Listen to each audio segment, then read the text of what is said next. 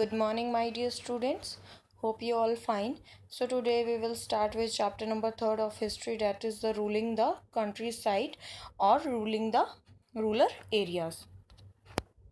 So firstly, this picture shows that the first English ship sailed towards India on 18th century. So first we'll start with the grant of Diwani and the financial powers. The East India Company obtaining the Diwani of Bengal, Bihar and Orissa in 1765, and they basically first continue with the traditional methods of revenue collection, but the corrupt officials of the company collect huge amount of revenue. Because of huge amount of revenue, village economy decline during this period. Basically, the agriculture production declined and the artisans to village as British officials concerned them to sell handmade goods at low price.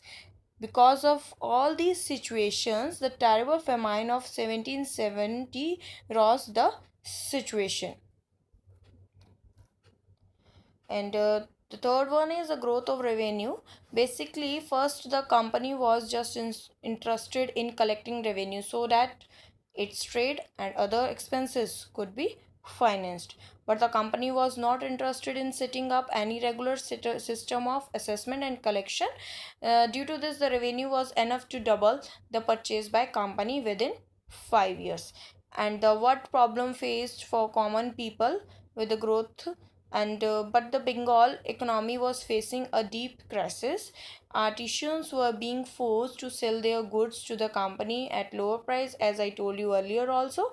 And due to all these situations, in 1770 a terrible famine hit Bengal, and due to this famine it killed 10 million peoples also. This picture shows the Robert Klim accepting the Diwani of Bengal. The picture of Robert Klim. So first we start with the permanent settlement.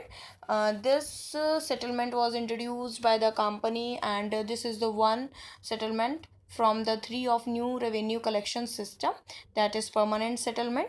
This permanent settlement was started in 1793 in Bengal, Bihar and Odisha, and this permanent settlement was introduced by the Lord Cornwallis. And what are the main features of this revenue, this permanent settlement revenue collection system? Basically, the revenue was fixed in this system, and in this system, local zamindar was to collect revenue from the peasant and pay on time to the company, even if crops failed to due to flood or drought.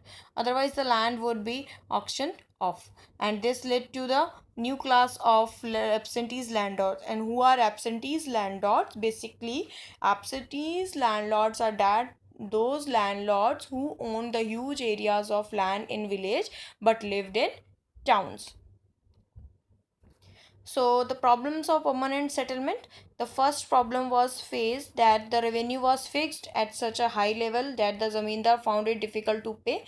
zamindars उसे pay नहीं कर पाते थे, and the zamindar who failed to pay the revenue lost his zamindari, and hence zamindars were not investing in the improvement of land. But the situation changed by the first decade of 19th century, and there was a price rise in the expansion in cultivation, and the income of zamindars also increased, but it did not result in any gain for the company because of fixed revenue demand.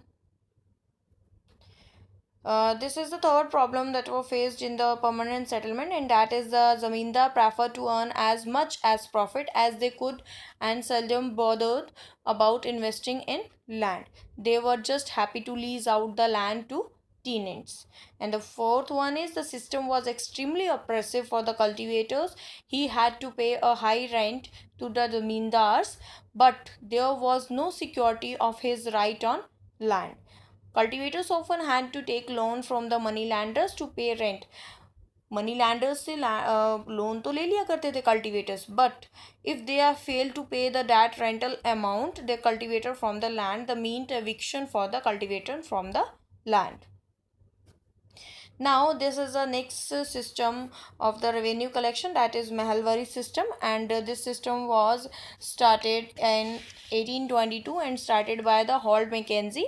Hall Mackenzie was convinced about the importance of village in the North Indian society. Basically, the Hall Mackenzie considered the village as a very important source, and he sent collectors to different villages to take a survey first of their land, and then data regarding the land size and the type and the customs and the right of different groups were collected. The revenue estimation was done for the each village.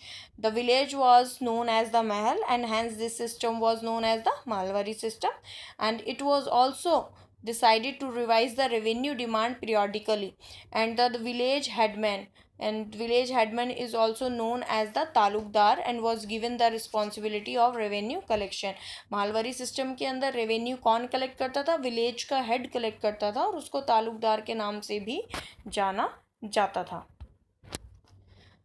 And the third and last system of revenue collection, that is the Monroe system. Basically, the main name of this system is Ryotwari system, and this Ryotwari system is introduced in 1820, and this system was introduced by the Thomas Monroe. That's why this system is also known as the Monroe system. In this system, ryots were the cultivators, and the Ryotwari system, it was first tried on a small scale of Captain Alexander Reed, and he tried it in some of those areas which were taken over after the defeat of Tipu Sultan. Basically, this system was developed by the Thomas Monroe, and this system developed in all over the south side of India, and there were no traditional zamindari in the south, hence the settlement had to be directed made for the survey to make the revenue assessments. Hope you all understood the all three systems of revenue collection. That is, first one is permanent settlement, second is Mahalwari, and third one is Monroe system. It is also known as a Ryotwari system.